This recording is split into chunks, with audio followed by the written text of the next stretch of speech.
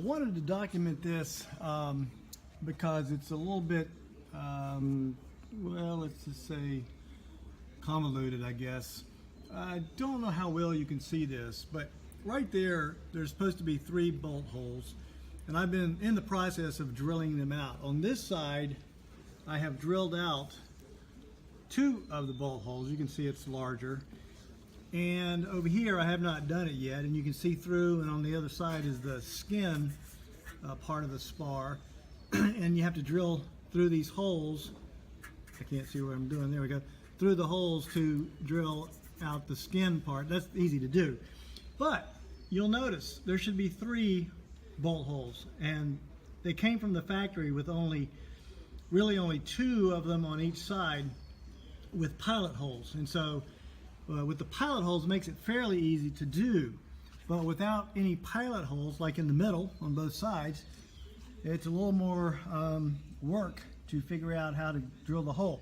Now, what I did, because I certainly was not trying to drill it in this configuration on this mounted to the work table like this, I had them all 3 parts of the aft spar, that one, and then these 2 right here. They were all cleco'd together in position, and I put it on the drill press, and that's where I drilled the bolt holes, which you can see, if I can figure out what I'm doing, sorry.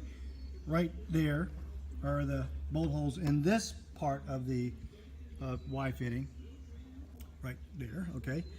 So, now in order to figure out how to best drill that center hole, basically I took this smallest part right here, cleco'd it back on the skin part of the aft spar, and then I marked it.